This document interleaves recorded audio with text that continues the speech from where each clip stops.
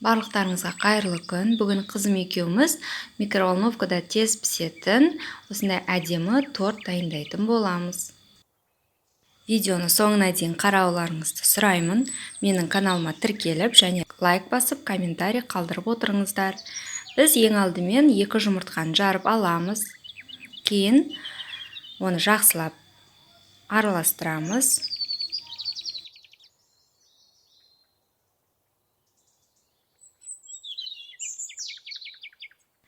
Кейін 6 қасық сүтімізді қосып отырамыз.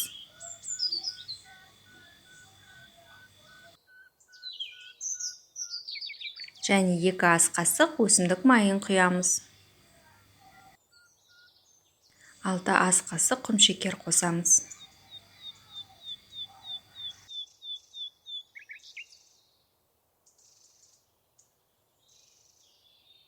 Жақсылап араластырып аламыз. Және үстіне шым-шым тұзымызды қосамыз. Елік арқылы 5 ас қасық ұнымызды қосамыз.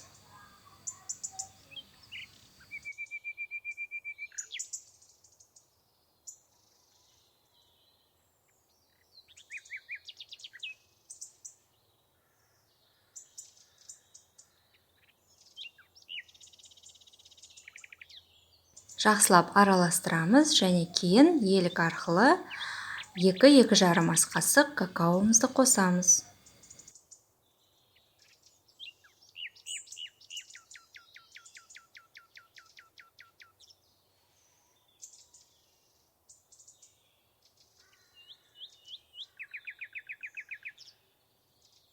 Барлығы біркелкі болғанша араластырамыз. 1 шай қасық ас содамызды 1 ас қасық сірке суымен өлтіріп алып, оны массамызға қосамыз. Енді кез келген микроволновкаға жарайтын ыдысымызға массамызды құйып аламыз. Яғни ыдысымыз темір болмауы қажет. Және микроволновканың күшіне байланысты уақытын қоямыз. Менікі 800 ваттық микроволновка, сондықтан 7-7,5 минутта менікі дайын болды. Және ескерту, бисквитіміз піскеннен кейін микроволновканың есігін 10 минутта ашуға болмайды. Және кремімізді жасау үшін оған 20% 500 грамм қаймағымызға 5-6 ас қасық қант ұнтағын қосып, барлығын жақсылап араластырып аламыз. Және салмасына кез келген жемісші де қоссаңыздар болады. Мінеки 10 минуттан кейін есігін ашып, 7,5 минутта дайын болған бисквитімізді аламыз. Бисквитіміз жақсы көтерілді және өте жұмсақ әрі нәзік болып шықты. Мінеки бисквитіміздің биіктігі мынандай. Және оны ара пышақтың көмегімен бірінші жан жағын жақсылап кесіп алып, кейін жіптің көмегімен ортасын, яғни арасын кесіп аламыз.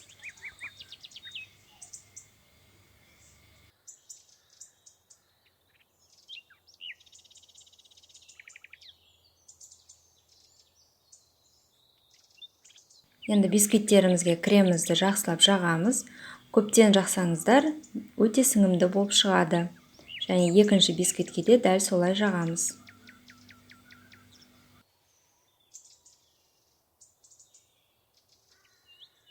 Арасына өздеріңіз жақсы көретін кез келген жеміс-жидектерді қойып шығсаңыздар болады. Енді тортымыздың бетін екінші бисквитімізбен жауып, кремімізді жақсылап бетіне жағып шығамыз.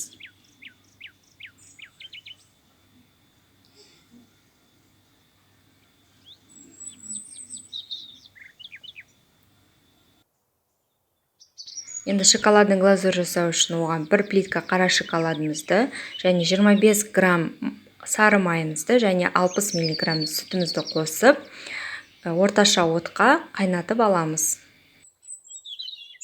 Түбі жабысып қалмасы үшін піскенше жақсылап араластырып тұру қажет. Және кейін үстіне 60 грамм қант қосамыз.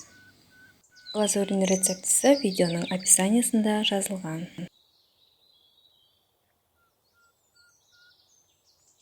Глазуріміз суығаннан кейін тортымыздың бетіне құйып, барлығын біркелкі қылып тегістеп шығамыз.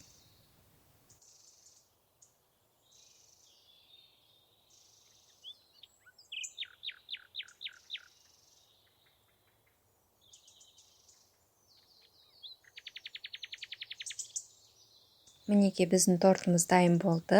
Қараңыздар, кескенде өте жұмсақ әрі нәзік екені көрініп тұр. Және кремі тез арада сіңген. Егер аяқ астынан қонақтарыңыз келіп қалған болса, онда осы тортты дайындауға сіздерге кеңес беремін. Астарыңыз дәмді болсын.